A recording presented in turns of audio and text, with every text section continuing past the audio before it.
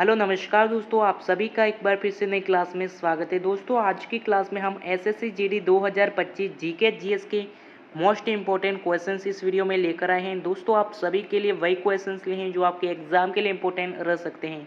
तो चलिए दोस्तों स्टार्ट करते हैं आज की क्लास। फर्स्ट क्वेश्चन है आपका, एक नृत्य है जो कला में हिंदू और मुस्लिम प्रतिभा में एक अद्वितीय संवाद का प्रतिनिधित्व करता है, वो कौन सा नृत्य है? कथत्य, मणिपुरी, ओडिसी या फिर कथकली। तो बताओ क्या हो जाएगा? तो हमारे कथकल हो जाएगा राइट आंसर, जो हिंदू और मुस्लिम प्रतिभा में एक अद्वितीय संवाद का प्रतिनिधित्व करता है। ऑप्शन नंबर ए आपका कथक राइट आंसर हो जाएगा। नेक्स्ट क्वेश्चन है आपका, सबसे छोटा जीवित पक्षी है वह कौन सा है? तो बताओ इनमें से सबसे छोटा जीवित जो पक्षी है वह कौन सा है? हेमिंग बर्ड, कनारी, घर की गोरैया या फिर कबूतर।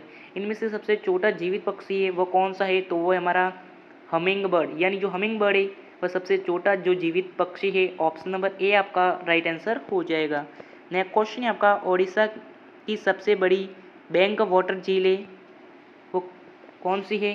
डल झील, वुलर झील, चिल्का झील या फिर पुलिकल झील। ये देखिए जो ओडिशा की सबसे बड़ी जो बैंक वाटर झील है वह कौन सी है? तो वो है हमारा चिल्का झील, यानी कि सी ऑप्शन आपका चिल्का राइट आंसर हो जाएगा।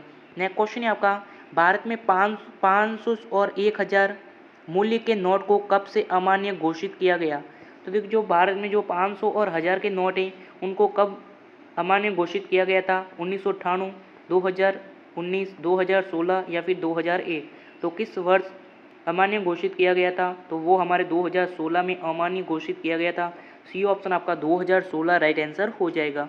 नेक्स्ट क्वेश्चन है आपका, MiG 2021 उड़ाने वाली पहली महिला भारतीय वायुसेना अधिकारी थी वो कौन सी थी? तो वो कौन सी थी? तो अवंती चतुर्वेदी थी, यानी कि डी ऑप्शन आपका राइट आंसर हो जाएगा।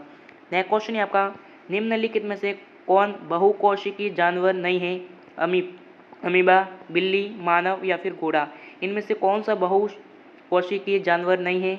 तो वो है हमारा अमीबा। जो अमीबा है वो हमारे बहुकोशिकीय जानवर नहीं है, बाकी ये तीनों बहुकोशिकीय जानवर है, यानी कि ऑप्शन नंबर ए आपका अमीबा राइट आंसर हो जाएगा। नेक्स्ट क्वेश्चन है आपका, नेक्स्ट क्वेश्चन काफ़ी इंपॉर्टेंट है। 1192 में तराइन के युद्ध में पृथ्वीराज चौहान को किसके हाथों पराजित किया गया? मोहम्मद घोरी, हारून अन राशिद, अबू खबर या फिर उमर द्वितीय। तो वो हमारे मोहम्मद घोरी राइट आंसर हो जाएगा, जिसके हाथों पराजित किया गया था। ऑप्शन नंबर ए आपका राइट आंसर हो जाएगा मोहम्मद घोरी। नेक्स्ट क्वेश्चन देखिएगा, नेक्स्ट क्वेश्चन है आपका, प्रथम विश्व युद्ध में अपने प्राणों की बाजी लगाने वाले भारतीय सैनिक की याद में बनाया गया अखिल अखिल भारतीय युद्ध स्मारक आज किस नाम से जाना जाता है? चार मीनार, लाल किला, जामा मस्जिद या फिर इंडिया गेट। तो वह किस नाम से जाना जाता है? तो वह हमारे इंडिया गेट के नाम से जाना जाता है। डी ऑप्शन आपका राइट आंसर हो जाएगा।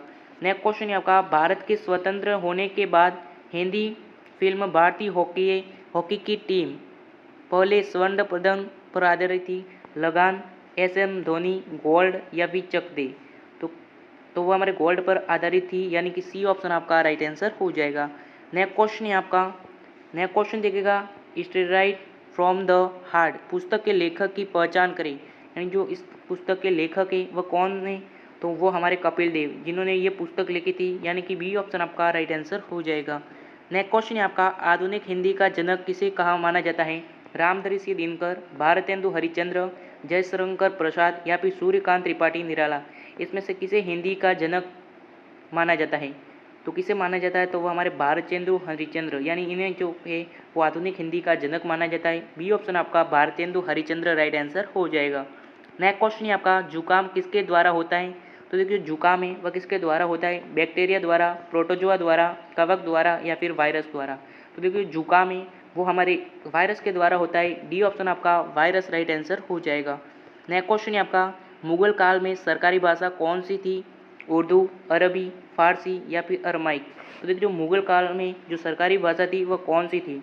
तो वो हमारे फारसी भाषा थी, यानी कि सी ऑप्शन आपका फारसी राइट आंसर हो जाएगा।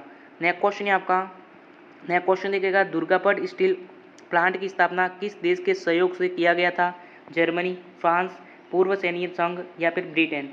तो वो हमारे ब्रिटेन देश के सहयोग से किया गया था। डी ऑप्शन आपका राइट आंसर हो जाएगा। नेक्स्ट क्वेश्चन आपका, भगत सिंह को फांसी कब दी गई? ये वेरी इंपॉर्टेंट क्वेश्चन है, याद कर लीजिएगा। जो भगत सिंह है उन्हें फांसी कब दी गई थी? तो कब दी गई थी? तो उन्हें फांसी हमारे 23 मार्च 1931 को दी गई थी, यानी कि बी ऑप्शन आपका 23 मार्च 1931 राइट आंसर हो जाएगा। नेक्स्ट क्वेश्चन है आपका, स्वर्ण मंदिर बनाने के लिए किस मुगल बादशाह ने ज़मीन दिया था? यानी जो स्वर्ण मंदिर है उसको बनाने के लिए किस मुगल बादशाह ने ज़मीन दिया था? औरंगजेब, शाहजहाँ, अकबर या फिर जहांगीर? तो किसने दिया था? तो वो हमारे अकबर ने दिया था। सी ऑप्शन आपका अकबर राइट आंसर हो जाएगा। नेक्स्ट क्वेश्चन है आपका, एनिटी पिटिस सर्जेंस के जन्मदाता किसे कहा जाता है? तो किसे कहा जाता है? तो वो हमारे जोसेफ लिस्टर को कहा जाता है। ऑप्शन नंबर ए आपका राइट आंसर हो जाएगा। नेक्स्ट क्वेश्चन है आपका, नेक्स्ट क्वेश्चन देखिएगा, निम्नलिखित में से कौन सा जल मरु मध्य दक्षिण अमेरिका के सबसे दक्षिणी छोर पर स्थित है, जो चिली और आर्डी में स्थित है? तो कौन सा है? तो वो है हमारा बेंगल जल मध्य, यानी कि बी ऑप्शन आपका राइट आंसर हो जाएगा।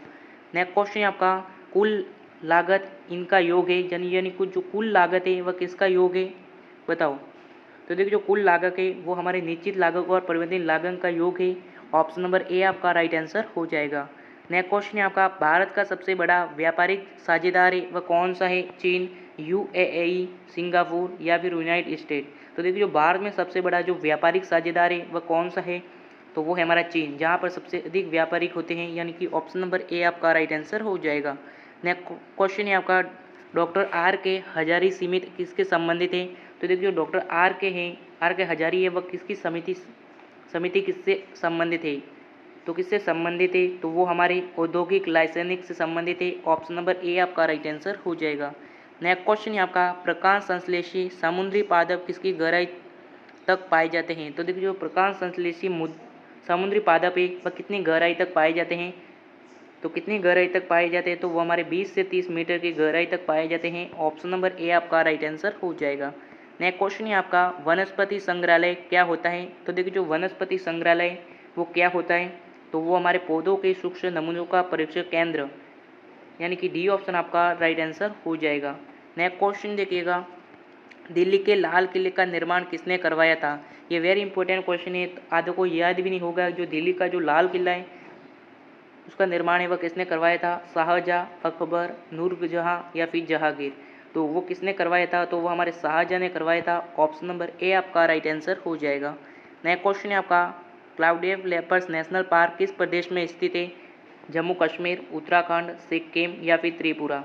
तो देखिए जो क्लाउडेव लेपर्ड नेशनल पार्क है वह किस प्रदेश में स्थित है? तो वो हमारे त्रिपुरा में स्थित है। ऑप्शन नंबर डी आपका त्रिपुरा राइट आंसर हो जाएगा।